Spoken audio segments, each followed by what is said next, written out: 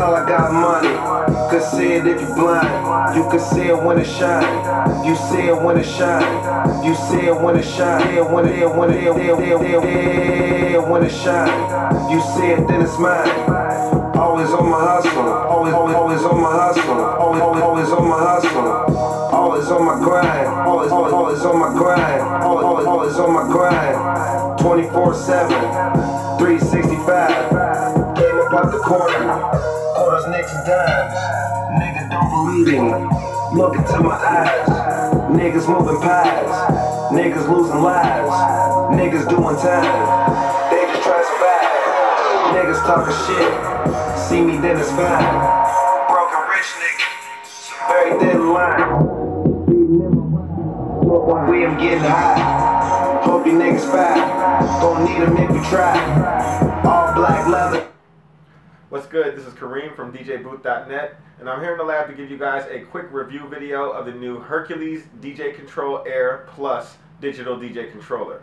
So last year, 2012, Hercules made the original DJ Control Air DJ controller, and it had smaller jog wheels. The layout of the buttons was a little bit different. They had different browse controls, and there were a few things that they saw that needed a little bit of an improvement just to make life easier to DJ with the DJ Control Air. So here we come, fast forward about 10 to 12 months later, and they have created the DJ Control Air Plus, and it has a few extra features that will definitely make it a little bit easier to DJ with and better all around for the consumer. So we're going to do a quick dive into the controller and see exactly what all the features are able to do. Okay, so here it is, the Hercules DJ Control Air Plus. Again, this is V2 of the original Hercules DJ Control Air. And some of the quick changes that they made here are the placement of the 4 pads. They used to be above the jog wheels, better placement, so you don't have to reach over your jog wheels when you're trying to drum or cue up your hot cues or your samples. The other adjustment that they did was the browser, folder, and files. They used to have buttons to go through your folders and files instead of a nice oversized rubberized forever encoder like they have now. This is better for me. I like this better than the pressing the buttons to get to your files and folders. It's much easier to just go through the knob motions and press the knob when you're ready to go, and then you can load your tracks, of course. The other major improvement that they made between this and the original is the size of the jog wheels. The size of the jog wheels on the original DJ Control Air were pretty small. It was one of their major complaints, and now they responded by putting the biggest jog wheels that they've ever put on a DJ controller in the past on the new DJ Control Air Plus. So first up with the design and setup, the build quality. The build quality is a little bit of a mixed bag. It's mostly plastic, but it doesn't feel like a weak plastic, and all of the knobs have a metal post underneath. So you have really good quality rubberized coating on all your knobs. All of the buttons also have a rubberized coating to them, and they all illuminate in one way or another. So to set it up, it was very easy as well. It comes with the Dejuiced 40-degree software, which is actually the full featured software for the Dejuiced DJ software. And all you have to do is pop in the CD that comes with the DJ Control Air Plus. You load your drivers if you're on a Windows machine, then you just start up the Dejuiced software. Really quick, really easy. As soon as I plugged it in, I was ready to roll. On a side note, this is also a fully MIDI mappable controller, meaning if you want to use this with a different software or a software of your choice, you always can. You can always map it yourself. And you can also check on forums and different places on the web to see if somebody else has already made the mapping for you. Perhaps they'll save you the work, and all you have to do is just go out there, load up your mapping, and you're ready to go. Okay, so first up, we're going to talk about the mixing console portion, which is the middle portion of the DJ Control Air Plus. We'll start from the top. You have your infrared sensor or your air control. This is a parameter function that adjusts the parameters of your effects while you're using your infrared movements of your hand or any other object up and down, away and towards the air controller. The closer you get towards the controller, the maximum of your effect, as you can see from the minimum to maximum 3-band LEDs on each side of the IR. And the farther away I go from it, the more minimum it makes the effect parameter. So we'll show you that a little bit later. Next up, we have the 3-band EQ. These are full kill EQ. And again, they do have metal posts underneath, so it'll protect you against any accidental breaks of your EQ knobs. Next up, after you have your 3-band EQs, you have your browser section in the middle. This way you can go through your folders, your files, you can scan through all of your different tracks, and then you can press load A or load B in order to load the different decks. Next up is your Q section. You have a Q headphone button. When you press this, that means that whatever's playing in that headphone, in that deck, will be also in your Q section of your headphones. Next up, you have a beats counter bar. So instead of like showing you a BPM, the DJ Control Air Plus has a beats counter indicator. So every time your beat hits, the next indicator will light up through your track. The top row of indicators is for deck A, the bottom row is for deck B. And as you match these up and they're in sync with one another, your tracks will also be in sync with one another. Next up, you have your vinyl, mic, record, and magic button. The vinyl button will change your jog wheel from a pitch bend wheel to an actual push top scratch wheel. So when vinyl is pressed, you're in vinyl mode. When not pressed, you're in jog wheel mode. Next up, you have your microphone on-off button. Hit that on and off to turn your mic on and off. You have a record button, which will allow you to record your mix within the D-Juiced software. And then you have a cool magic button. When you have a loop already set and you're playing your loop, if you put it in the magic mode, your loop will now be separated into 4 equal parts, kind of like a loop slicer that is found on the Pioneer DDJ SX. It's also found on the Novation Twitch and the VCI 380. And that way you'll be able to hop around within your loop using the pads. This will be the first part of the loop, second part of the loop, third and fourth. And you can just hop between first and third, first and fourth, second and third. How any way you would like to do that while you're manipulating the music. So it's a pretty cool feature. It's nice to have it at this price point. I think this may be the cheapest you'll find this type of feature on a DJ controller. Next up, you have your faders. Your line faders have nice resistance to them, and they're a little bit longer than your cross fader. That's good because you want to really get a nice accurate volume on your mix. And by the way, there are no LED line level indicators, so you can't tell exactly where your different tracks are in volume wise unless you look directly on your software screen.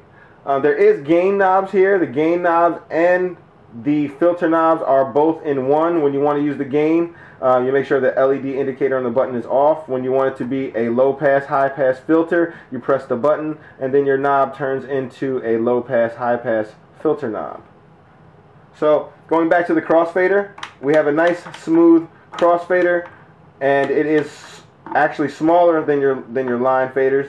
And you can go within the software to adjust the contour, meaning you can change it between scratch or a slow mix. Unfortunately, even at the scratch setting, there's still a minor bit of fade in here in the crossfader itself, so it's not really meant for scratching. This is a lower price point. You can do your baby scratches and stuff with it, but you can't do any of your really advanced scratches on this unit, and we'll go into why later with more on the jog wheels. But for now, it's a good crossfader. It doesn't feel like it's going to break or anything. It is on the plasticky side, but as long as you're using it how it's supposed to be used, there's no issues with build quality there. Next up, on each side, you have your deck controls. You have your play, pause, cue, sync in order to sync the two tracks together. And then you have your shift button, which double some of the parameters in other buttons and also allows you to delete and edit your hot cues and samples. Okay, so next up we have the hot cue and sample pads. These are the 4 velocity sensitive pads that you can use to either play hot cues when you have the light illuminated off. These are now hot cue buttons. And when you have it on, that means you're in the sample mode. So it comes with a few samples straight from the factory, just a few snare drums and bass drum hits. And when you're in hot cue mode, you're allowed to set your hot cues, let the song play, and set your hot cues, and then recall them again. Nice and easy. When you want to delete your hot cues or samples, you press Shift, and then you delete the corresponding pad of the hot cue or sample you want to delete.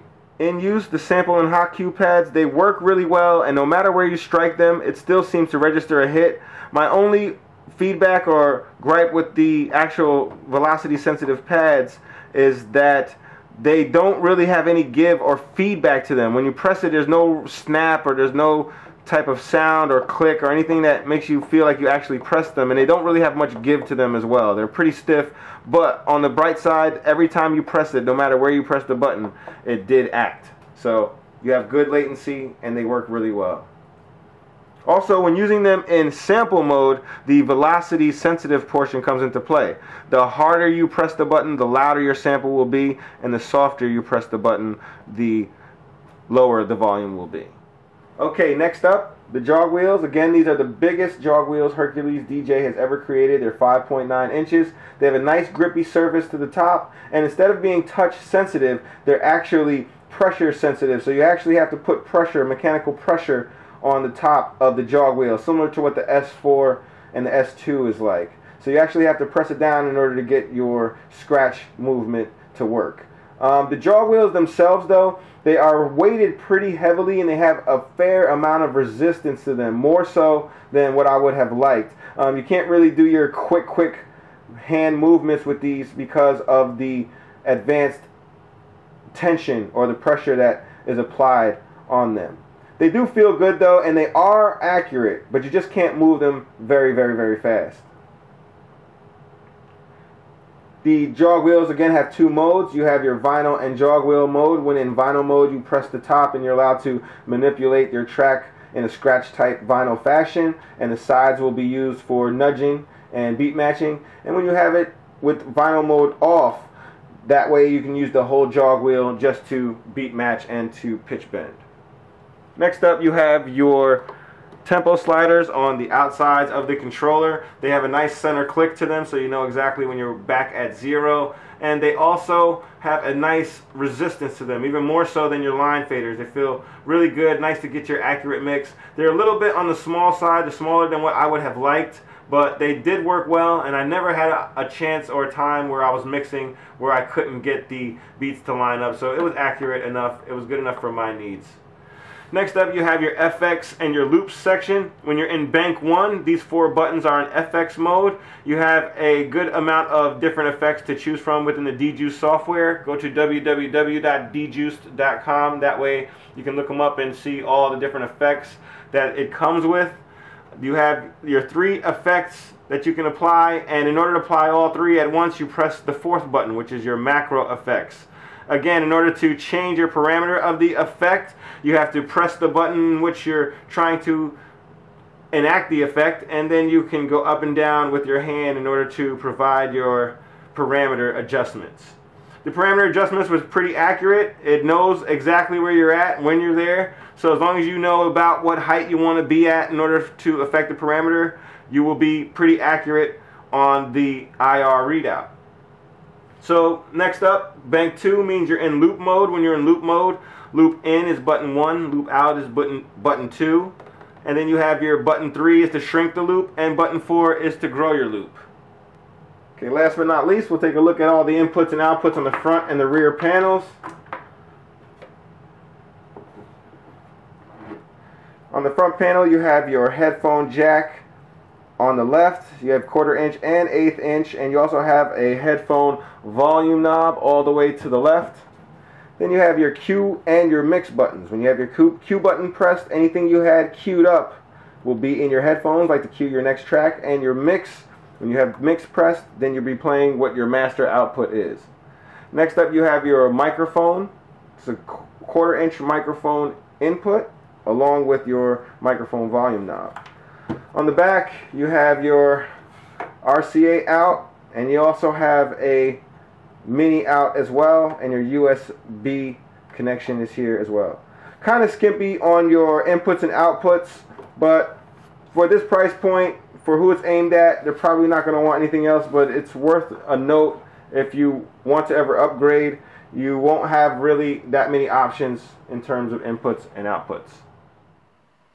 So there you have it, folks. This is the Hercules DJ Control Air Plus. Again, this is the second iteration of the Air DJ controller, and it is definitely a welcomed update to the original because you have a nice intuitive layout. Layout's a little bit better. You have better jog wheels. You still have your nice infrared control for your effects parameters, and you still have these cool velocity sensitive pads, although they're shift from being over on top of your jog wheel down here to the bottom. They still work pretty well, and they're good for drumming and for hot cue and sampling as well.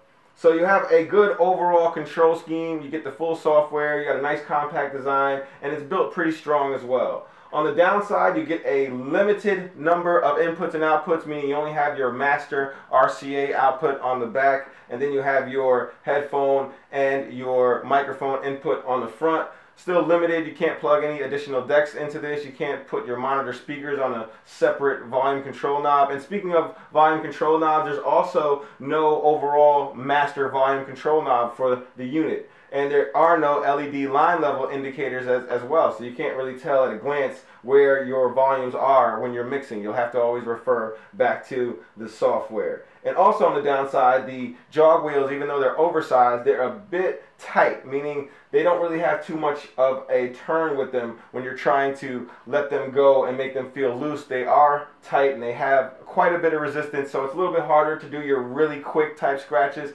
Again, this is a beginner type unit. It's not really made for scratching, but if you wanted to do that type of thing, you might find a little bit resistance in the jog wheel, making it a little bit more difficult for you to do those maneuvers.